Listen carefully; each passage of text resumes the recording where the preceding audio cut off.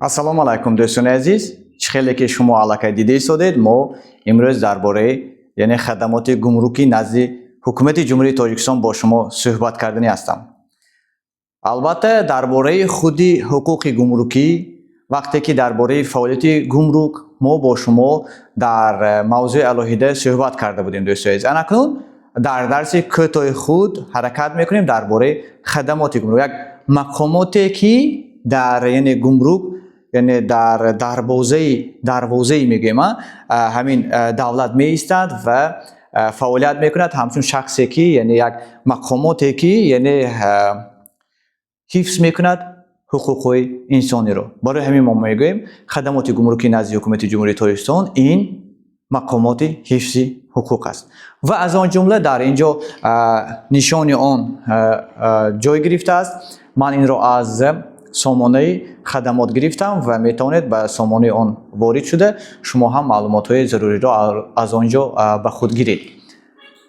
Хадамоти гумрук, агар мо моддаи 460 кодекси гумрук ба аҳамият диҳем, ин сарчашмаи асосии кодекси гумрук, ин сарчашмаи асосии худи ҳуқуқи гумрукӣ аст, мо гуфта будем ва дар онҷо гуфта шудааст. Мақомоти гумрук мақомоти давлатии ҳифзи ҳуқуқӣ буда ҳимояи истиқлолият, амнияти иқтисодии ҷумҳурии Тоҷикистон, риояи ҳуқуқ ва ӯҳдадориҳои шахсони воқеӣ ва ҳуқуқӣ ҳангоми интиқол додани мол бо воситаҳои нақлиёт аз сарҳади гумрукии ҷумҳурии Тоҷикистонро таъмин менамояд. Ин як мафҳуме аст, як фаҳми чӣ аст ки хеле ва хеле васеъ кардан мумкин аст. Дӯстони азиз, ман инро то ҳадди имкон ба шумо соддатар мекунам барои фаҳмо шуданаш. Анакнун агар мо аз ҳимояи истиқлолият гӯем, агар ин шахсоне ҳастанд ки мақомоте ҳаст ки дар сарҳад меистад ва намегузорад ба истиқлолияти бехатарии мо барои мустақилияти давлати мо халал расонад.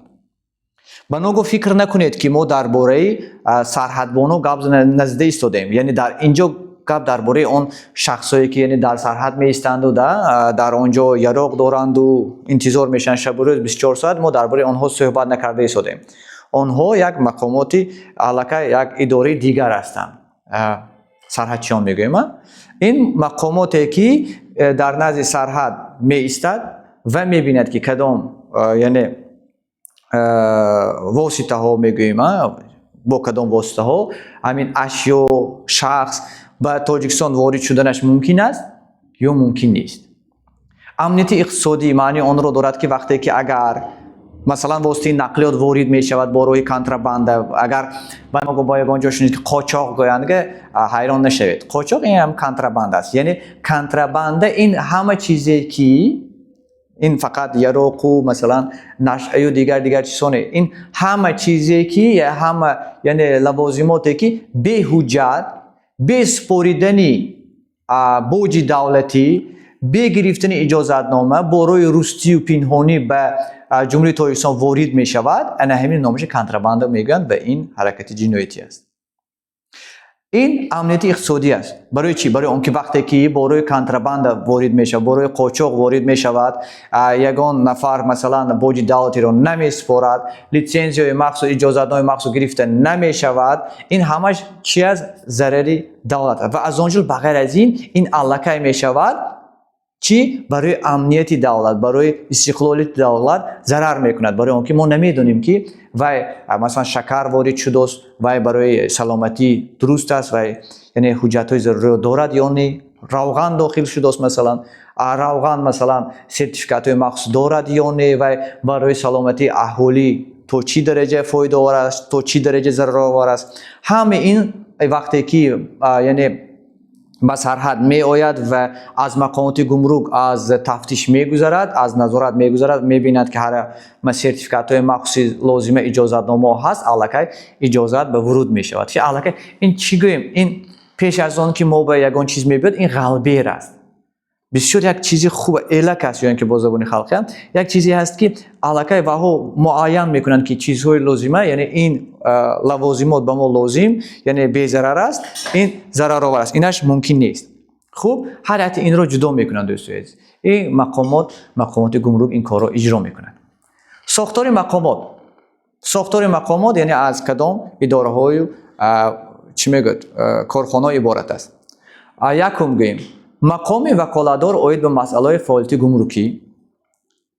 ریاست‌های منطقوی گمرکی در هر یک شهر و ناحیه‌ها گوییم در یعنی ولایت‌ها بعد گمرک‌ها پیوسته و دیدبانگاه‌های گمرکی که در همون نزد سرحد می‌ایستند و سنجش می‌گذارند دوستان. دیگرش و بسیار وسیع در اینجا تا حدی امکان حرکت کردم برای شما فهم‌تر نویسم. این وظیفه‌های مقامات است. یکم در تهیه سیاست گمرکی جمهوری تاجیکستان اشتراک نموده این سیاست را عملی می‌نماید. یعنی وقتی که یگان حجت‌های مخصوص رسمی معیاری حقوقی یا اینکه غیر معیاری حقوقی هم قبول می شود در دولت این مقامات اشتراک میکنند. برای چی؟ برای آنکه این خدمات بی‌واسطه در داخل در همون عهده‌داری ها انهمی مقامات اجرا میکنند و خوبتر میدونند.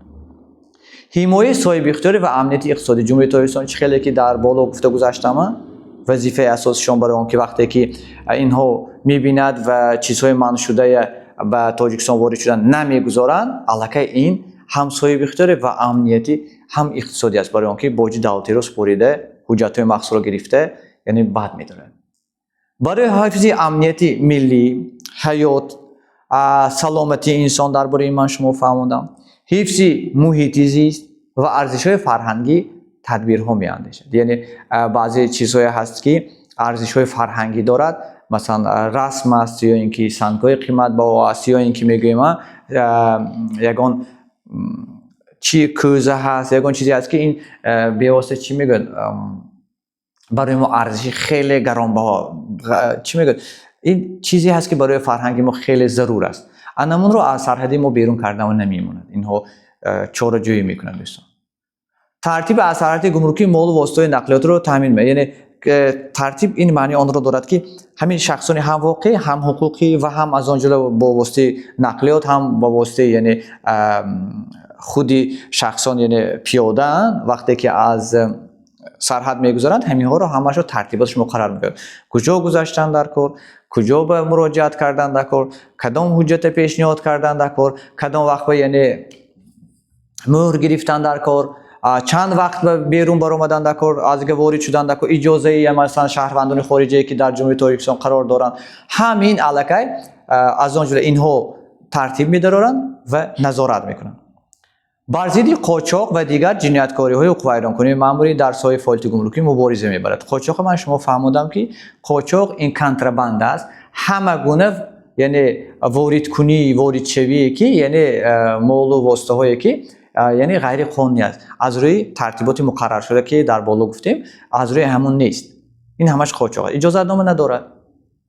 دیگرش نظارت اسعار مربوط به مال و واسطه نقلیاتی از سرحدی گمرکی انتقال شونده را انجام میده. از آن جمله گفتیم درباره واسطه نقلیات گفتیم درباره نظارت اسعار مربوط یعنی وارد شدن اسعار خارجی یا بیرون شدن اسعار انمینم نظارت میکنه که چی درجه تو چی قدر یعنی با خود بردنشان ممکن و یا حجت کردنشان در کار در حجت قید کردنشان در کار همینم باز همین خدمات گمرک نظارت میکنه دوستان عزیز.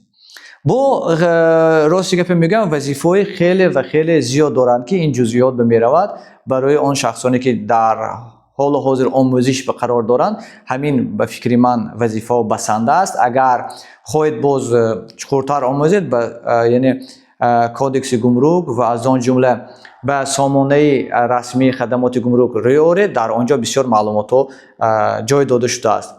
دوستان عزیز حال حاضر درس ما خاتمه یافت. تشکر زیاد سلامت باشید تا درس‌های من بعده و سوال پیدا شد ما امکان جواب دادن داریم. رحمت.